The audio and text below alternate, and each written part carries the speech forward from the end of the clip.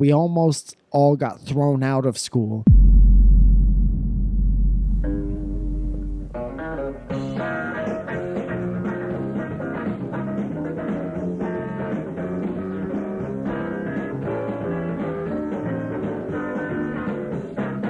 Hello and welcome to the latest episode of the Bad Times, Good Stories podcast. My name is Joe Flanders. I am thrilled to have you here today, whether I be in your ears or in your eyes. Thanks for tuning in. This is the show where I talk with a guest each week about a bad, awkward, embarrassing, or straight up shitty time from their life that they're able to laugh about and have processed. And today we're talking about a pretty goofy scenario that our guest Mike Falzone found himself in. He is a really talented comedian and actor and YouTube personality. He's been in the game for a long time.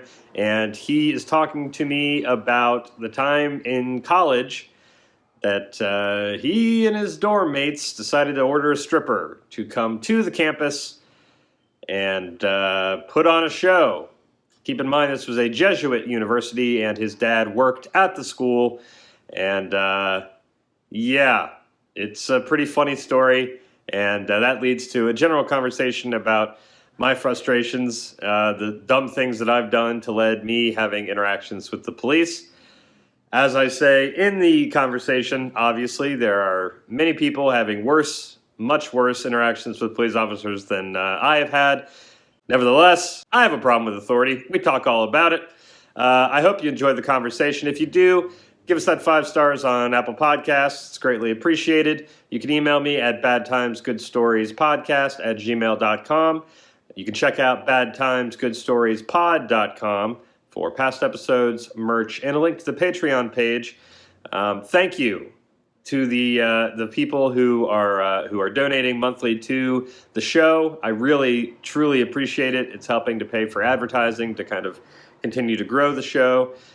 So if you are a fan of the show and would like to do that, just go to badtimesgoodstoriespod.com and check out the Patreon page.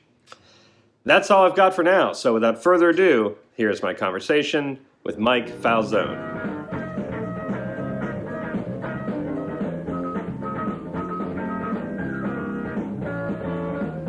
So anyway, I've fallen down this rabbit hole of 90s WWF videos. Oh, man. And so I just watched an 8-part documentary of the Montreal Screwjob. Yeah. Yeah. Which documentary? I think it was a fan-made one. Oh, yeah. There are better ones. Yeah. Because what happened was they just took clips from other things. Yeah. And then I would other watch those documentaries. things. Yeah. So it was really just a greatest hits of the different documentaries on the subject. Right. And then, of course, I would listen to Stone Cold's podcast where he talked to Shawn Michaels about it.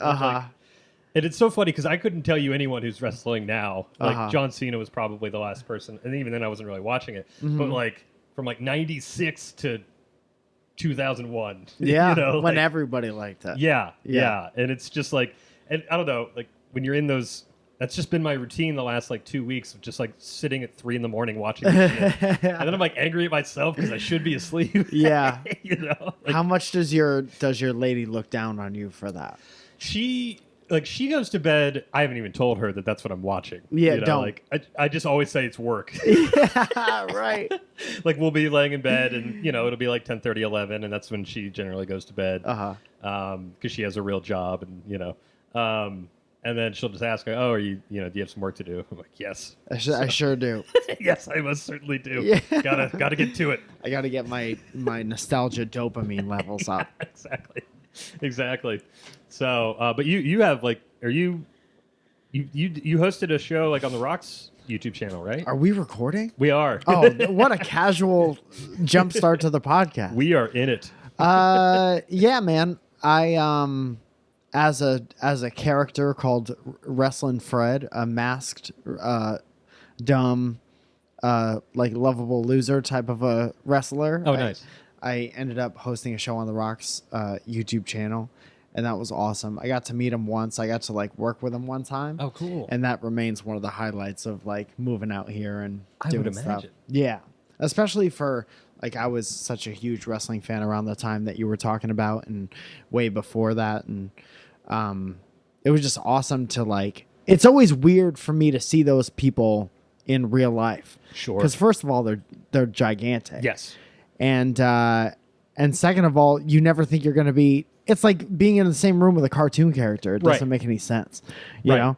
So it's very weird. But it was awesome, and he was super nice, and he was like very generous with the tiny amount of time that he had.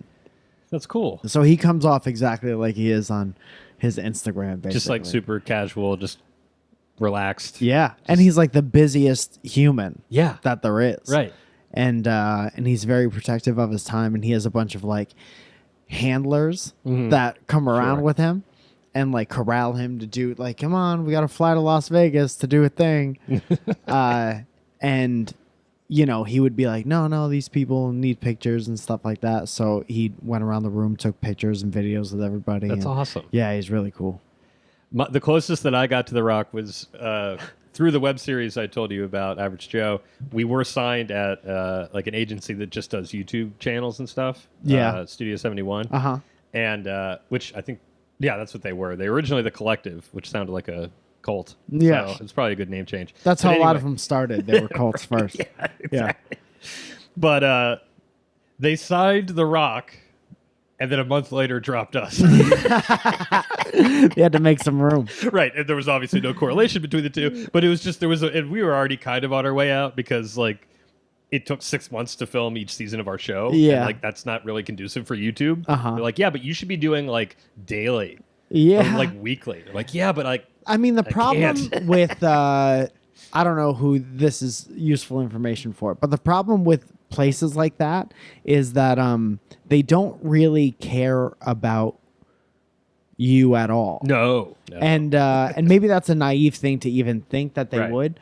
But like even with my stuff, they were always trying to change it into whatever was like the trendiest way to produce stuff. Yeah. And I'm like, no, I do stuff like this, and that. And I'm always willing to like take constructive criticism and like listen to hints and stuff. But at one point, the group that I was with was like, I know you do these advice videos, but what you should be doing is prank videos with your wife. And I was like, oh, you're fired. I was like, I'm sure that works, but there's nothing here for me. That's never gonna happen. Yeah, I see you doing this one thing, but you should be doing an entirely different thing. Like, it'd be one thing if you were already doing prank videos, but with somebody else. It was so disheartening, man, because I for a while I've been on YouTube for like fucking 13 years. I was going to say, you kind of were in on the ground floor, right? Dude, 13 years. And it's crazy. But for a while, I went through this thing where, like we were talking about before, I got sick and then I came out of the hospital. And then I kind of had this like epiphany about, this all sounds very basic LA horse shit, but how precious time is. Yes. And I always kind of wanted to do these like little advice videos based on things that I had learned. So if I could save a stranger just a little bit of time, I thought that was like a worthwhile thing to put out into the world. Definitely. So imagine that, like fast forward like however many years it was, and then you have these like people in suits being like, you know what you should do? Spill eggs on your wife. It's so fucking stupid. We clearly understand you and see that you're trying to do something that has a point and maybe could help somebody. Yeah. Fuck all that. Adopt a fucked up puppy. Take pictures of it with your wife. Oh my God. Yeah, those people don't give a shit. But no, it not make at your all. money. Yeah. But anyway, so that's cool. That's cool that you got to and that's my story. Thanks for coming in. Yeah. Yeah, man. Are you still doing that show? I'm still doing with the Rock Nog. That lasted just a few episodes. It started out kind of really popular, and then they put it on his channel, and he wasn't in all the episodes. Right. So I think a lot of the people, like he had fucking 1 million people so fast. He like set a record for getting up to 1 million subscribers or whatever. Yeah. And I just don't think, a lot more people liked it than I ever thought would. I think our least popular episode still has like 50 to 70,000 views or something like that. Right. But if you were expecting to see The Rock in all of his videos, Sure. it wasn't Right. what you were Yeah, getting. exactly. Like Exactly. the misadventures of this weird wrestler. But his production company really liked the character, and they thought it was very unique. And so it was cool to just like have that opportunity for a little while. Definitely. Yeah. Well, that's and so many things out here work like that. You know, it's just like, oh, that was a thing I did for a minute, and that Yeah. was cool. Yeah. I forget about it all the time, and Oh, it was sure. one of the coolest things I ever did. Yeah. Yeah. I was in a music video like years ago, and I was not performing, nor was I the one dancing around sexily. Yeah. But I played like a bully or something. Yeah, And every hell now and yeah. then people will like screenshot it. I'm like, oh yeah. Do they recognize you from that? Yeah. What music video? It was a Black Veil Brides video called Rebel Love Song, and I basically wore like the Kevin Arnold jacket from the Wonder Years. Okay. But I was a bully, and like anyone who would later watch my show or listen to this knows that I should never be cast as a bully. Yeah, Nothing yeah. about me that seems intimidating. Right. But you know, there was no words, so it was just over music, and it was like, "Rrr." Yeah. But You it's can't just funny tell. when I'll get like a screenshot of it, like, oh yeah, I did that thing. That's cool, man. It's just The funny. first thing that was like any kind of a real thing that I ever did was I was an extra when I was living in Connecticut. I was an extra in Sisterhood of the Traveling Pants too, and I'm pizza eating tattooed guy #1. You got a name? Yeah, I certainly did. Top billing, and I was in it for. I'm in like one of the first scenes of the movie, so it's real easy to find. And my friends still screen grab it all the time and send it to me. Like, you remember when you had a faux hawk? Yeah, I certainly do. Not that we need to one up our random things we've been in, but I will No, say, please, I really let's like just keep this doing game. this, right? Yeah, this will just be the whole thing. The Yeah. obscure stuff we've done. Yeah. There's two things that come to mind. One, I was on an episode of Storage Wars. Oh, cool. I was a day PA. Okay. And I instantly hated the job. Oh, really? Because it's like, Why? I have a problem with reality shows because generally speaking, the on-camera talent doesn't have talent. Yeah, You know? and the producers are all pieces of shit. Yes. Yeah. Yeah. And They that try was to the make case, people fight. You know. Yeah, exactly. And I saw it firsthand. Like, hey, blah blah blah said this about you, and I knew he didn't. you Yeah, know? yeah. But I had to like run to 7-Eleven to get one of these jackasses his like Mountain Dew and Fritos. Before he would Of course. Literally. Yeah, exactly. Like all of this is just like I said code red, Joe. And I'm not going to say it again. and the scoops. None of those little ones. Don't come back with a flat chip, Joe. Papa needs a scoop. So I just was not giving a shit. And whoever, I mean, I guess I will say like the bidding that the auctions they do are real. Yeah, you can't But- fake that. No, but they're open to the public, and whoever was in charge of getting the word out fucked up.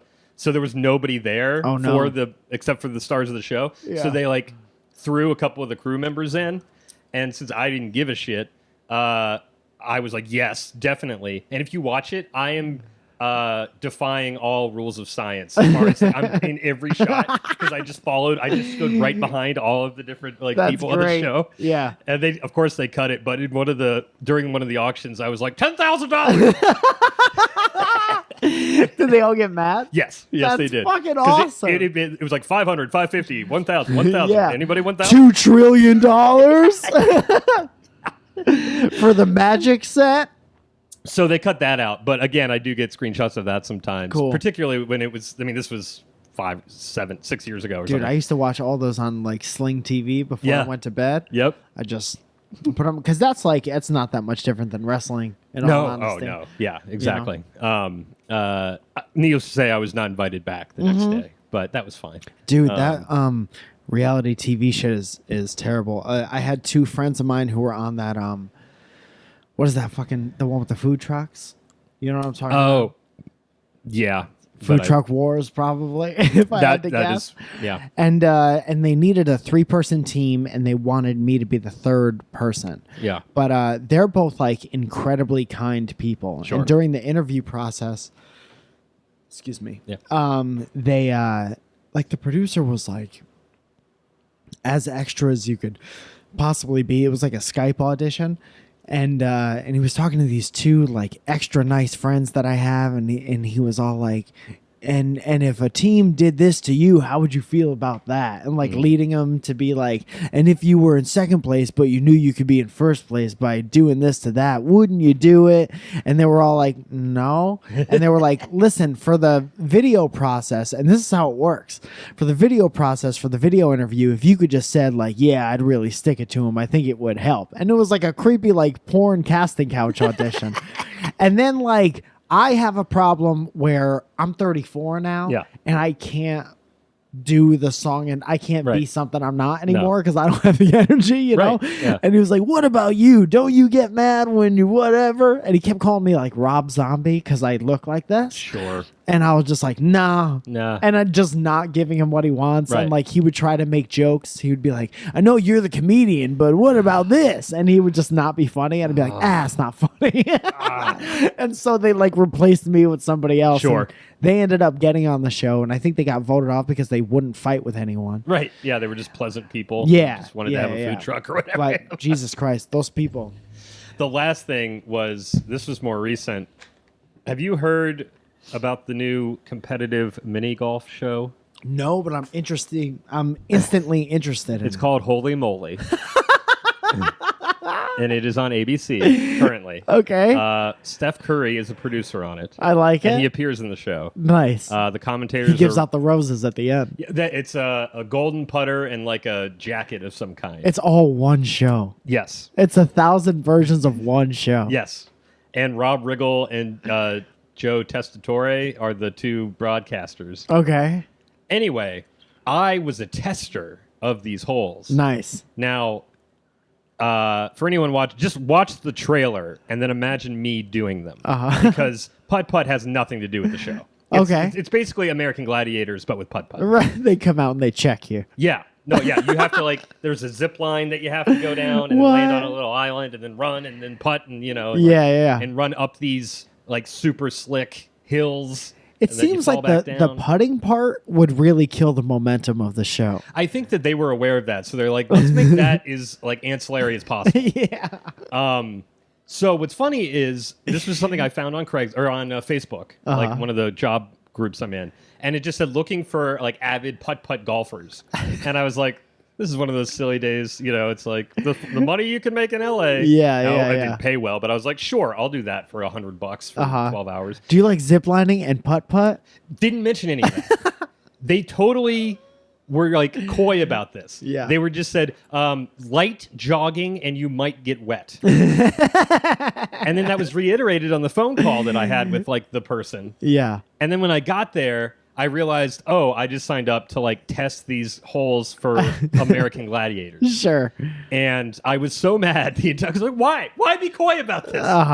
And the you would think like waiver wise, they couldn't be coy about it. Yeah. To the point where there was a 70-year-old woman who was like a golf pro at a country club who they brought in. So clearly she didn't do any of the holes. Yeah. There was clearly a detachment from whoever was in charge of finding us to like the higher ups. Yeah. And the ABC brass was there for the taping, of the testing. And I failed every hole. Like on the zip line thing, I banged into the side of the island you're supposed to land on and fell in the water. Oh no! I did not bring a change of clothes. Holy shit, what a nightmare. It was terrible. And it's out like an hour out of LA. It's on that ranch where they film a bunch of shit. They used to film Most Extreme Challenge out there. Okay. Most Extreme Challenge. Yeah, it was a fun one. It sounds like just they kept the setup and then they added golf. Yeah. It was a nightmare. And then, so I watched an episode, and I laughed now. Yeah. But I was so angry. Holy and we were shit. there for like 14 hours. What? For how much money? Like $150? I think I made like $120. There's no way that's worth it. No, not at all. No, in no way. And I would have, if it had just been putt putt, I'm like, sure. Yeah. I'll take that for those number of hours. But I was just 14 hours. I had bruises. I have reoccurring kidney problems from that. Yeah. So anyway, the sort of the glory behind the scenes of shows you watch on What TV. a nightmare. I have no story that could top that. Sure. Yeah. Well, on a different subject, I would suggest that maybe you do have a story that can top that. I still don't think it tops that, if I'm being honest. This is just a stupid thing I did in college. Okay. All right. So where were you going to college? Fairfield University. Now, where's that? Where my dad worked as a carpenter for many, many years. Was he working there while you were there? Absolutely. Oh, terrific. 100%. It's probably one of the only reasons I got to matriculate into the school, because it's a very good school, and I'm stupid. So I got I didn't break 1,000 on my SATs. Okay. And so I'm whatever box you put that kid in. I would be in that box because to this day, I don't know which one I took. Yeah. I don't know if I took the SAT or the ACT. Yeah. I don't know. I think depending on where you live, you had to take both for a while. Maybe I took both. I'm from Ohio. I don't know. Yeah, who knows? Not familiar. Where is this college? Connecticut. Connecticut. Are you from Connecticut? I'm from Connecticut. I guess so. That's where I grew up. Worked there, I would assume. So, I mean, where to start? I actually ended up going there after getting denied from that college, and I was like the not fun version of Rudy, where I had to take extra summer classes to matriculate into the system. So that was fun. And then when I got there, I did all the hard work to get there, and then I just fucked off for mostly 4 years. I didn't like school until senior year, and I was like, oh, it could be fun to learn things that you want to learn. Right. Yeah. If you're invested in what you're learning. But for those first 3 years, I was a piece of shit. I just slept all the time and was, running after girls and stuff like that and playing my fucking crybaby acoustic music. What were your go-to tracks? Oh, man. Well, I wrote music. I was a musician for a long, long time. So I would do that. And then what were some of the cover songs? I'd be lying if I said there were no Dave Matthews. Sure. In the repertoire. What are we talking? Are we talking late 90s or no? This would have been 2000. It was late 90s, early 2000s. Okay. So Gray Street, if you're familiar. Yes. Which I listened to that record the other day. That's a fucking. They're all incredible musicians, and I'll stand by that too. Absolutely. Yeah. Well, that's the thing. I took. So in high school, for whatever reason, my whole high school loved Dave Matthews. This would have been 2004, 5, 6. Yeah. And I kind of was late to the party. And then in college, I went to art school. So it was the complete opposite. Yeah. And I think Dave Matthews gets a bad rap because so many of his fans are douchebags. You know what? The thing is, it's most times when people, I read this somewhere, I wish I could remember where, but most times when somebody is I hate that, or I hate Real Housewives, or I hate this, what they're really saying is they hate the people who like that. Right. Exactly. And it really has very little to do with the thing itself. And I think that's if you look at how good each individual member of that band is, at being a musician, right?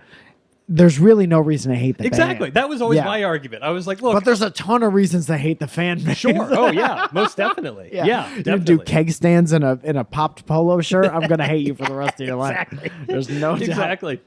And that's kind of what I realized. Many of the people I went to high school with became the people I would have hated. Yeah. Very easy to fall into school, that. They had already hated them anyway. But yeah, I was like, this isn't the hill I'm going to die on, Dave Matthews. Right. But I'm just saying, they're talented musicians. Which art school did you go to? North Carolina School of the Arts. Oh, okay, cool. I've played a couple shows at SUNY Purchase. Oh, okay. Yeah. And so that was my first tiptoe into what those people are like. Yes. And they are not the type of people who like Dave Matthews. No, not at all. Maybe ironically, if you get a real the valedictorian likes Dave Matthews ironically. No, we were more of the. I remember a bunch of us went to see the Shins freshman year of college. Yeah, 100%. That's an art school thing to do. Exactly. Yeah, okay, man. So this is so it's freshman year. So did you just not even really want to go to college? It was just kind of did.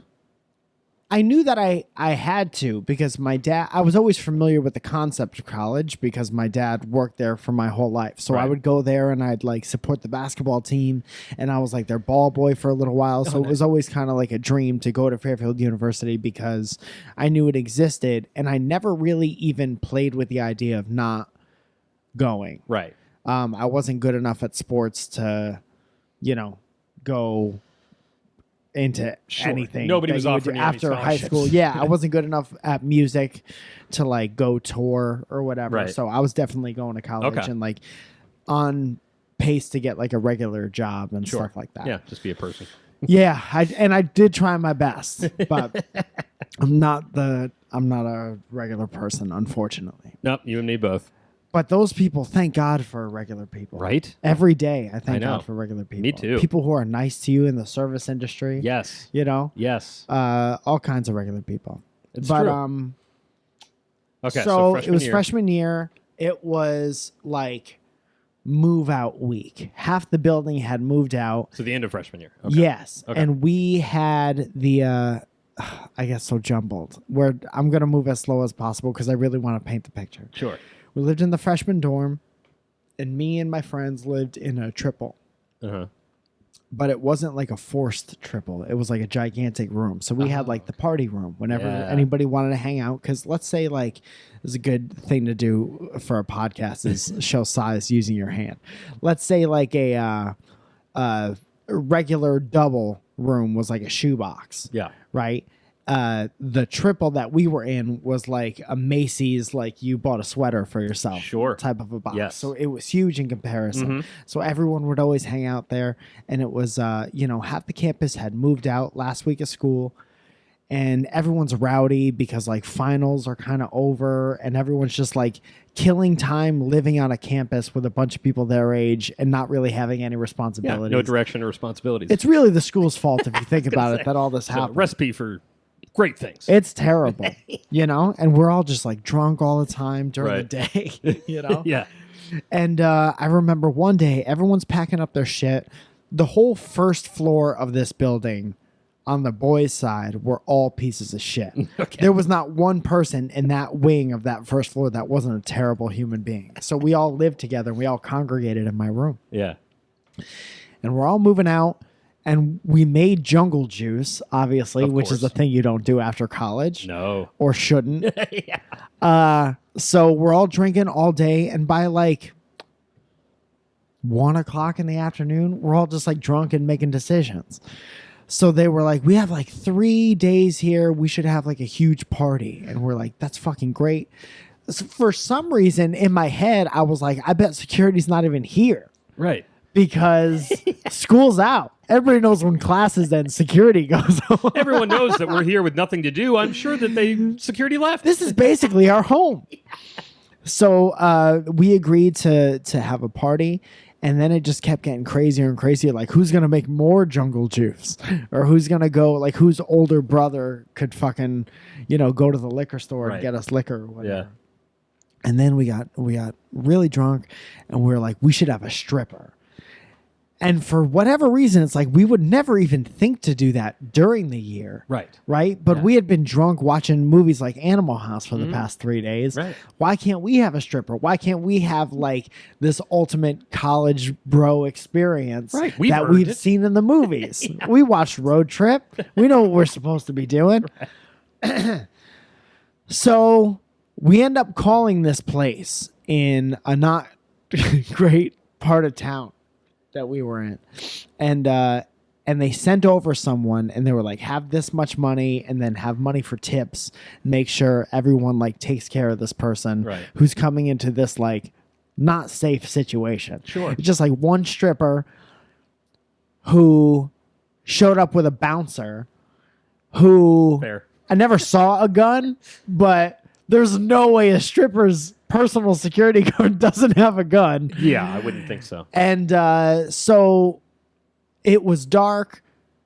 Everyone comes into the room. We end up having just like a dorm room party. Stripper shows up. Strippers, like we all like kindergartners got a chair from each and every one of our rooms. Like the standard issue chair for the standard issue desk, this like wooden chair. Yeah. We all got our chairs. We all made them into a circle and watched this poor lady dance in like the shittiest Roman Colosseum of all time.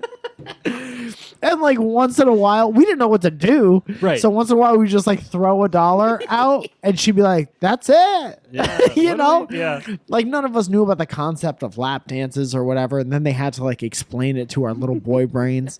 And so some of our friends. In the middle of the day? The idea started in the middle of the day. But we're like, we should probably wait till it's at least dark to invite her over. Yeah. So eventually, one of our richer friends ended up getting a lap dance because he knew how the system worked. And obviously the music's real loud. By this point, this great idea for the party, since it did start in the daylight hours, had made its way to like the girls' side of the dorm and up to the remaining people on the other 3 floors. So like people kind of knew. Yeah. And I think what happened was obviously the music was real loud and our whole floor was vacant except for one room. So somebody called security, whether somebody like snitched on us, which I understand, or somebody saw a security guard standing outside of a dorm room and called security because it was aftermarket security. This is the kind of guy who would show up in like a blazer and like bad jeans, like Janko jeans. Yep. That's who showed up.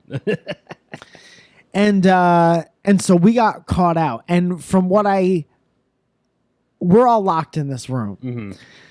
From what I understand, the story goes 2 girls from the other side of the hallway come with their RA who tried to key into our room, right? Okay. And then the security guard, I'm told, took the key out and threw it down the hallway and said, "Private party." So by this point, RA calls security, who are just cops, Right, who live on campus or whatever. Yeah. So they show up, and people are like, "Security's here, security's here," and they're trying to get in the door. We are on the first floor. Yeah. We're at the end of the building. We are now in an unavoidable situation, or so we thought. So we're like, well, we can't go out that way. No. Because they're just going to bust all of us, Right. and we're going to get thrown out. We're not going to be able to come back. We're clearly guilty. There is a stripper in There's this room with us. 30 of us. We're all drunk, I assume. in this room built for 3 people. We're illegally drinking.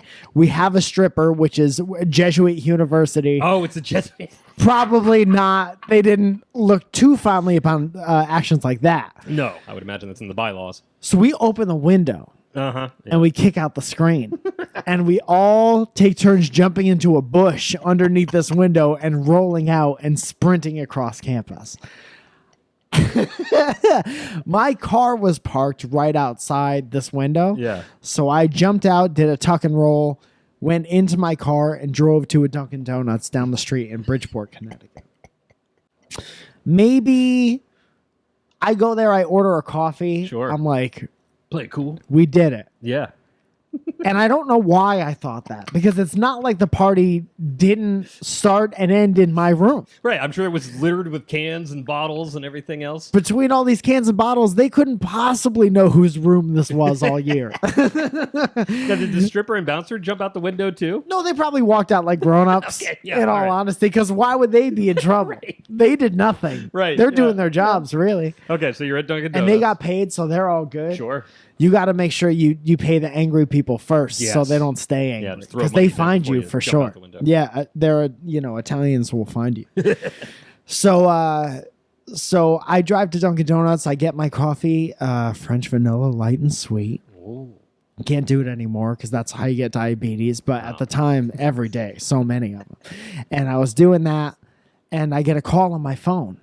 And they're like, "It's security. You got to come back." I was like, "Come back to what? I'm studying for next year." And they're like, "You got to come back, man. We know it's your room, dude." What do you do? It's like, "Okay, yeah. You got me." So I came back, and then we faced disciplinary actions. We almost all got thrown out of school. We had to go see the dean, which was also kind of contributing to the college dude bro experience where you had to see the dean. Right.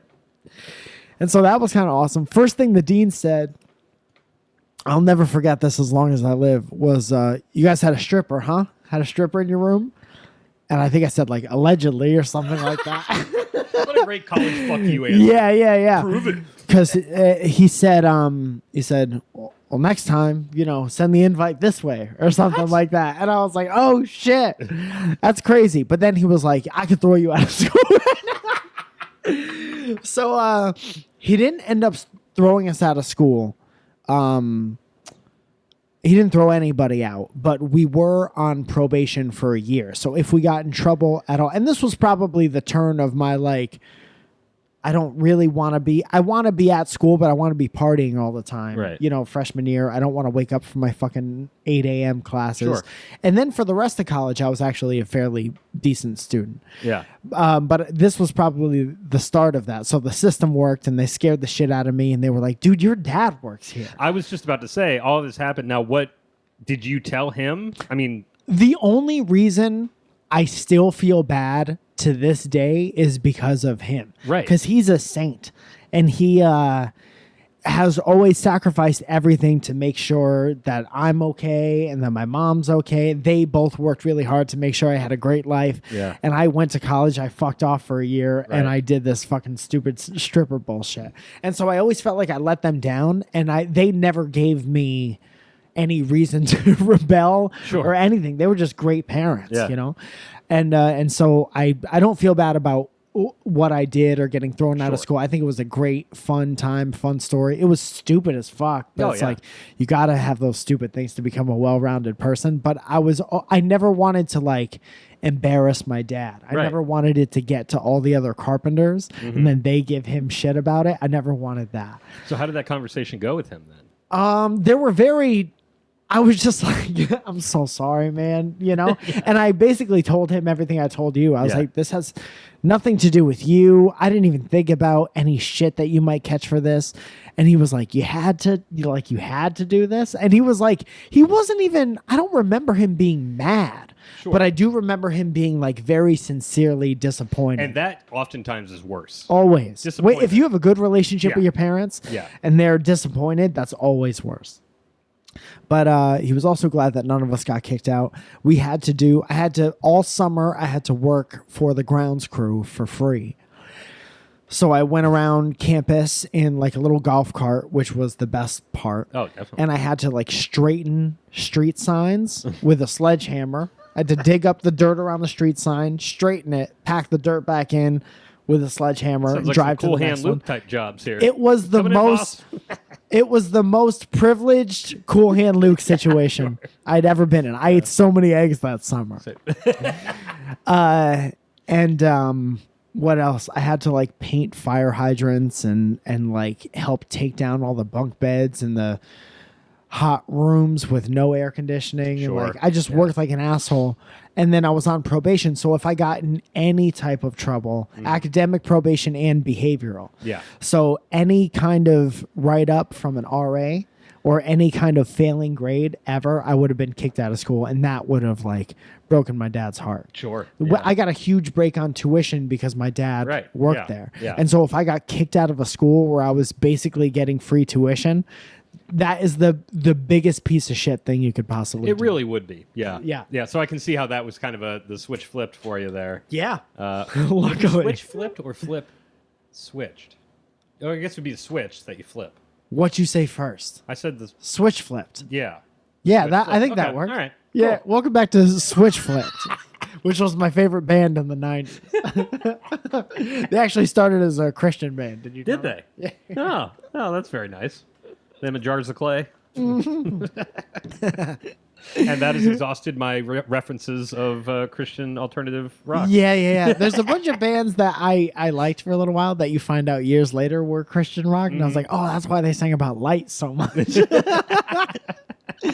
Oh, they were always saying him. I thought they were just singing about their friends. Metaphorical him. Yeah. They're just like guys. Yeah, he. But yeah, man, that's my story. And we didn't get thrown out, and it was I think that was relatively the last of my piece of shit days. I was a fairly decent person after that. Well, that's good. Yeah. So, you learned from it. Yeah, you have to. Yeah. I have a hard time. It's like, even hearing it now, like, I have a hard time with rules. Uh-huh. Because really, what's the big deal? Yeah. Well, you find out sometimes what the big... Some rules are good. Yeah. But it's just like, because I'm always going up against arbitrary rules. Uh-huh. I just have a hard time with authority. Yeah. Where it's like... You ever get arrested? Yes, multiple times. Yeah. Is it because you were a piece of shit to the cop?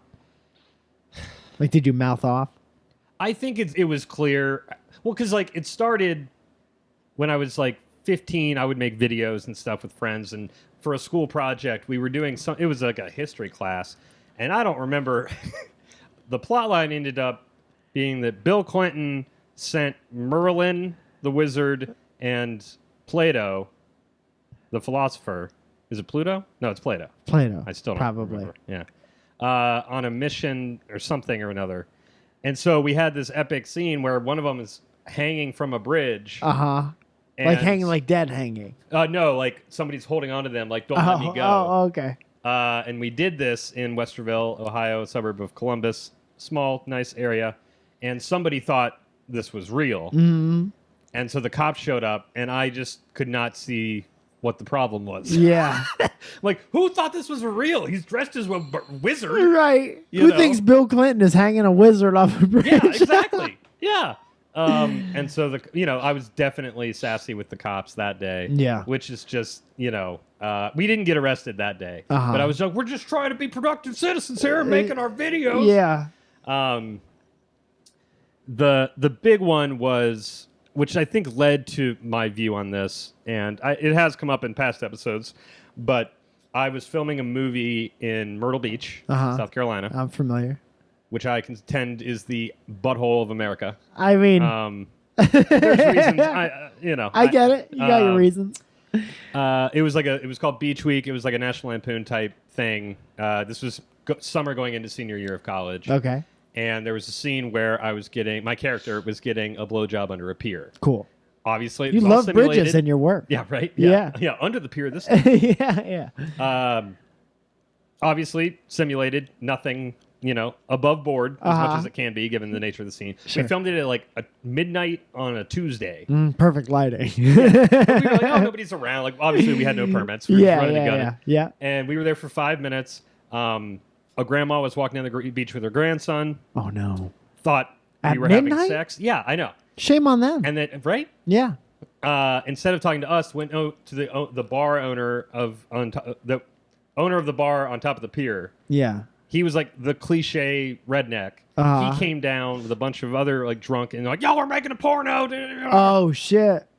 And I like pulled up my pants. I had my boxers on, but I'm like, no, sir, actually, this is like a National Lampoon type thing. Here's the script, and like he was hearing none of it. Yeah. Called the first bike cop showed up, and I was like, we should have just ran through the sand. Yeah, exactly. We were like, we should have just ran. But I was like, well, we didn't do anything wrong. Like, it's. Yeah. And we also should have deleted the footage, which we didn't do. So then we showed him the footage, and then he called his superior, and he came in and then showed the footage, and then right out of like a bad movie, he like spit a wad of chewing tobacco out and was like, "Book 'em, boys." No way. Yeah, they charged us with like it's an indecent exposure, a simulation of sex. Okay. We're in the Bible Belt after all. Oh yeah, huh? Which that's what drives me the fucking crazy, because Myrtle Beach is the complete opposite of a Bible thumping area. Yeah, dude, it's all taking Trash. people's money in hokey ways. Yeah, exactly. Yeah. And just that's like my favorite line in the Foot Fist Way, Danny McBride's first movie, is they're talking about like how drunk they were. It's like, I was Myrtle Beach. And it's like, oh, I get that. Yeah, it is funny how they pick and choose. Like the owner of a bar that sells libations. Yeah. Is like, they're simulating sex. Put them in shackles. Yeah. Yeah. So anyway, Crazy. So since then, I just was like, oh, this is just a scam.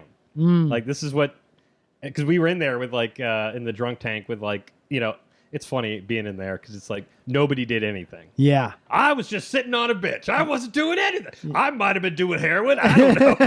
Yeah. We're like, yeah, we didn't do anything. Sure, heroin was next to me. Yeah. You know what? We should all get out of here. Yeah, exactly. Damn. Here's the thing. We ended up on Fox News, national. Cool.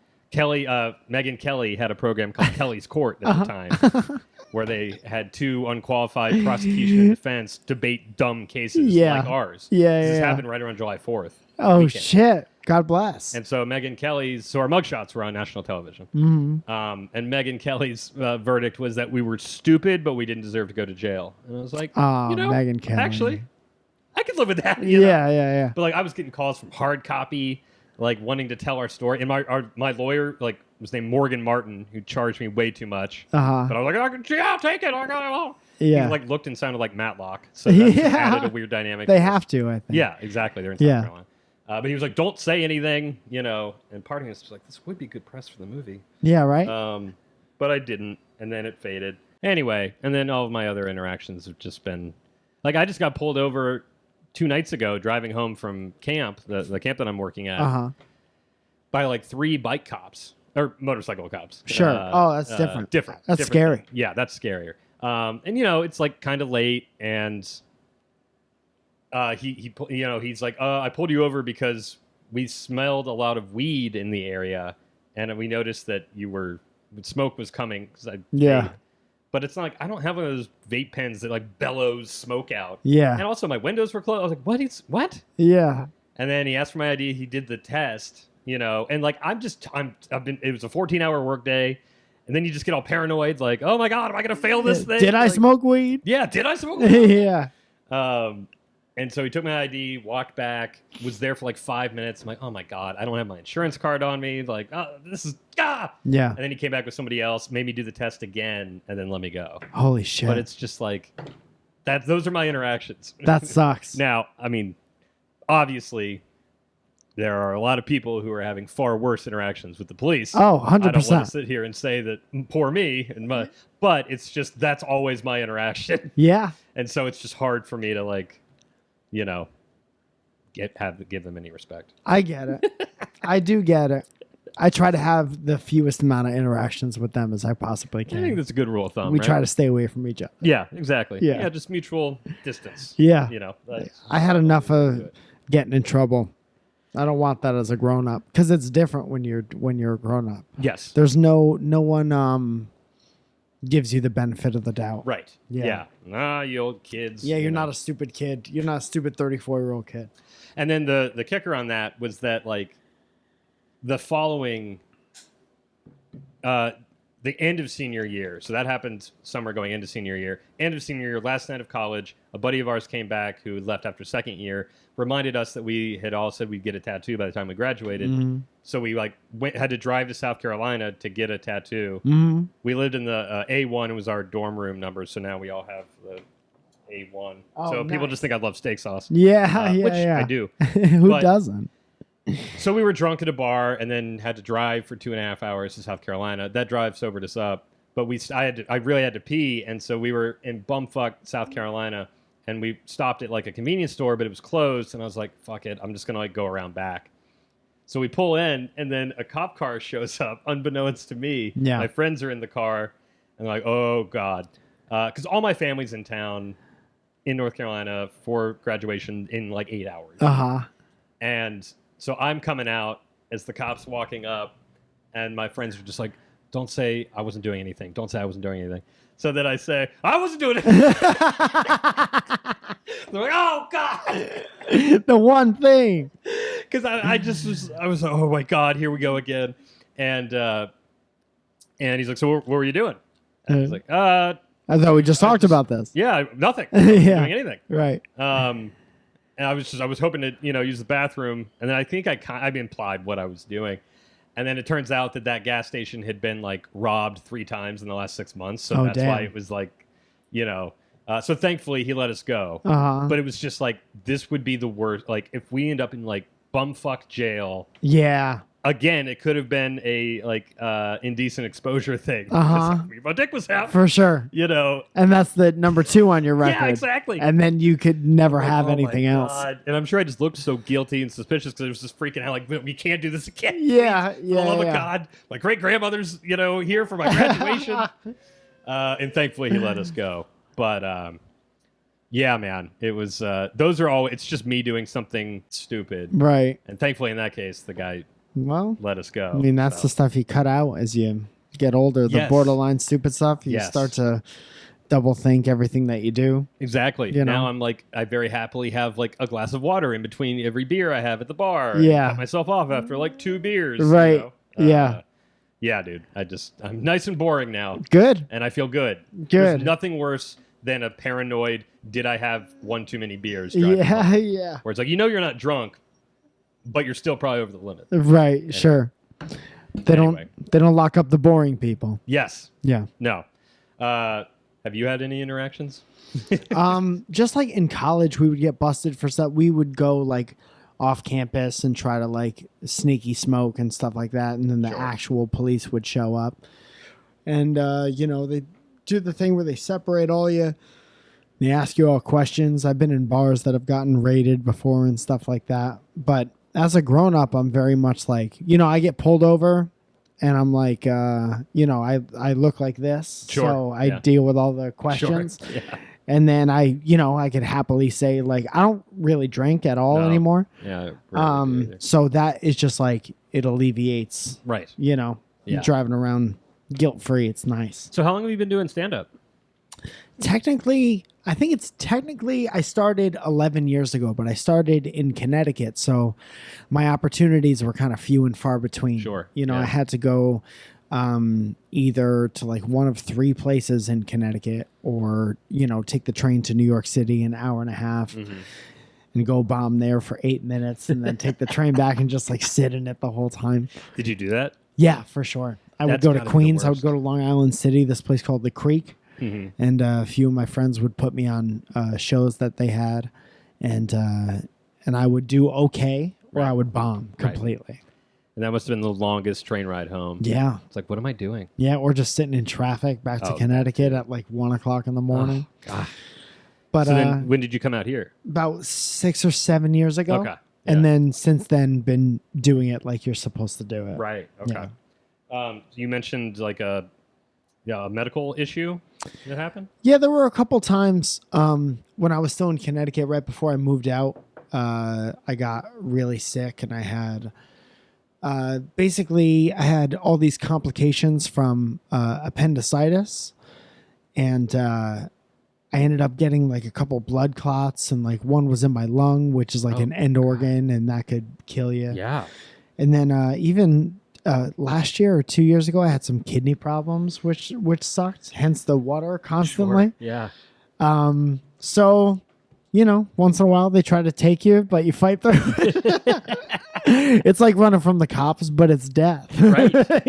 Yeah, man. Wow. But every time I've gone through something like that, there's been a positive change to come out of it. Either like you appreciate your time here a little bit more, or you work a little harder because you don't know what could happen at any time, Yeah. So always been able to make a positive out of shitty situation.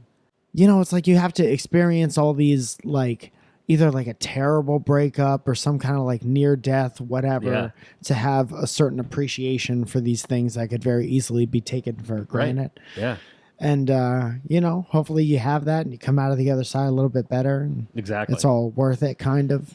Yeah. Yeah. I just had to have a checkup, and I have my follow-up appointment like next Monday. So I'm like, little on edge. Yeah. But it's one of those things where the doctor was like, if nothing is alarming, I'm not going to come out and see you afterwards. She didn't come out afterwards. So good. I'm hoping, that wasn't just her forgetting. Or right. Something, Something was alarming, but also I got a text. Yeah. So, yeah, my dog pooped on the floor. I just had to get home, You ever have that happen? And then she acts like that's the worst thing. Yeah, exactly.